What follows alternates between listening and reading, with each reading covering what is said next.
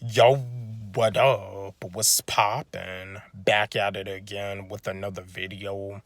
And this is another hip hop video. Yeah, I'm coming at y'all back to back with the content. But I just wanna chat with y'all. I'm pretty sure everybody knows the real reason why this indie rap record label had pretty much had went downhill and ended up not existing anymore.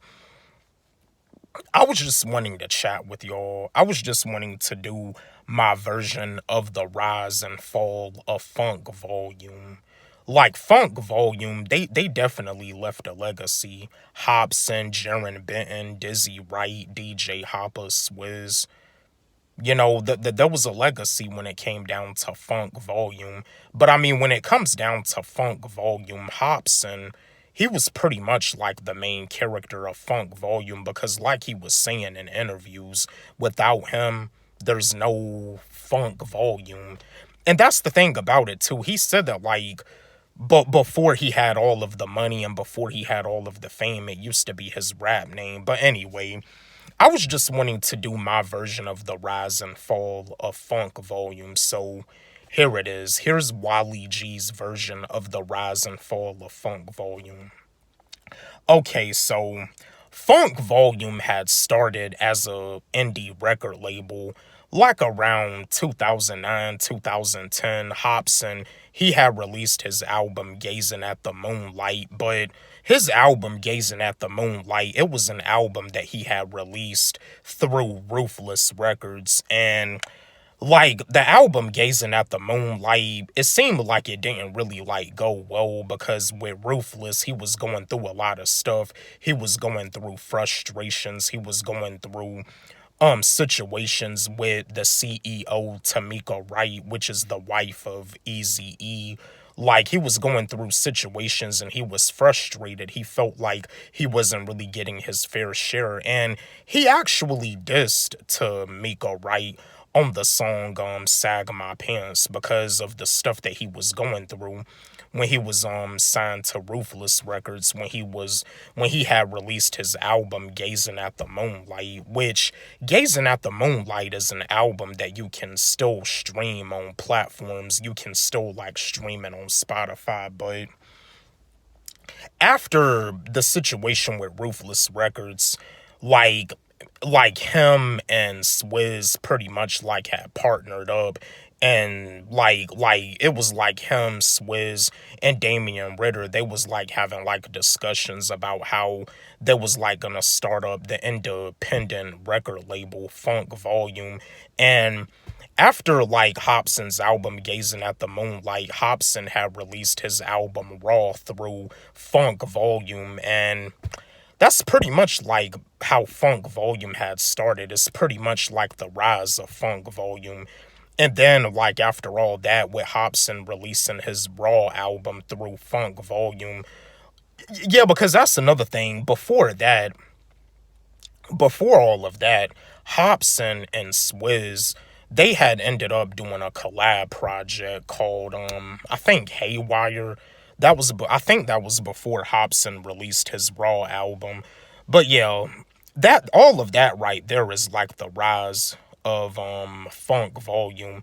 Then after all of that, they had signed artists like Jaron Benton. Like Jaron Benton, he a lyricist, he a rapper from Decatur, Georgia, and you know, I mean, everybody was amazed by Jaron Benton. Like Jaron Benton, you know, I mean, he's another dope lyricist too. He's a lyricist from the Dirty South, and where Jaron Benton is from, Atlanta, Georgia, in the ATO. See, it seems like in Atlanta in the ATO, it seems like lyricism doesn't really get all that much of recognition the way it may do in LA or in New York. But yeah, Jaron Benton was another artist that they ended up signing, and yeah, after they had signed Jaron Benton, they ended up signing Dizzy Wright. And yeah, when Funk Volume, when they had signed Jaron Benton, Dizzy Wright, Funk Volume pretty much became one of the best independent record labels in the rap game and music, it was definitely up there in the ranks with Tech Nine's indie record label Strange Music, to the point I think they was even thinking about maybe doing like a collaboration with Strange Music or something, but all of that together was the rise of funk volume. Hopsin released his album Knock Madness, and Jaron Benton had released his album. I think it's called Grandma's Basement, and Dizzy Wright had ended up releasing his debut album too. So yeah, and I think like Swizz was working on a project too, but all of that together is like the rise. All of that together is the rise of funk volume. And just like when Hopsin had released his Pound Syndrome album, that was the rise of funk volume 2. It was also the rise when Hopsin had the song called Funk Volume Till I Die. See, that song right there, it has Swizz featured. Hopsin pretty much was rapping about how everything started with Funk Volume. He's pretty much like rapping about how it all had started with him and Swizz partnering up, and Damian Ritter having discussions about how they were going to start up the label. But here's where all of the fall comes down to. Okay, so the fall of Funk Volume, okay. You know what I mean? Everybody is still having success. Everybody is still having success. They still have money, but Hopsin and Damian Ritter are having disagreements. Damian Ritter is like saying stuff to Hopsin that's like offending him, and Hopsin is trying to be cool, with Damian Ritter, but Hopsin and Damian Ritter is pretty much like the main. Yeah, the stuff that Damian Ritter was saying to Hopsin is pretty much the main reason why Funk Volume didn't last as an indie record label. Just like with rap groups, just like Slaughterhouse, Joe Budden is pretty much the main reason why Slaughterhouse ended up not working out as a rap group. But with Funk Volume was an independent record label, and with Damian Ritter telling Hopsin that he doesn't like work hard, Hopsin took offense to that. And I mean, really, if you ask me, I mean, besides Hopsin being in my top 5 favorite rappers list, I can tell, like, even during the Funk Volume days, that Hopsin was like one of the most hardest working independent artists in the rap game. And to be told that you don't work hard for something that you put your blood, sweat, and tears into, yeah, that's the reason why Hopsin and why Funk Volume didn't last, because Damian Ritter, he kept telling Hopsin that he doesn't work hard. He told Hopsin that he doesn't work hard at all, and that's the reason why Funk Volume didn't last. That's the reason why Funk Volume ended up going away. That's the reason why the independent record label had defunct, because of that.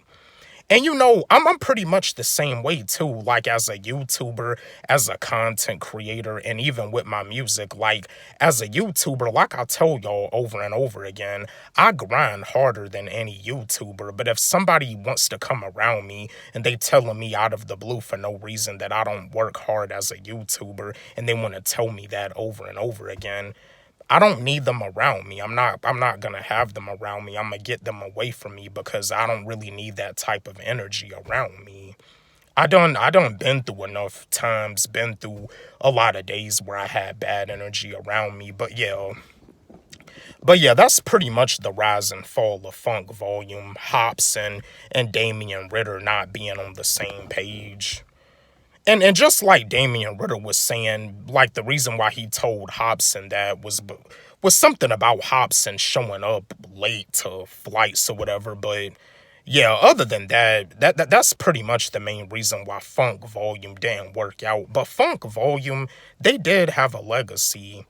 That independent record did have a legacy. When it existed, Funk Volume was like one of the best indie record labels ever, along with Tech Nine's independent label Strange Music. But yeah, that's another thing about it too. Funk Volume, they also had got like a distribution deal with Warner Brother Records, but it seems like it wasn't really all that good of a distribution. But yeah, other than that, Funk Volume, they definitely left a legacy.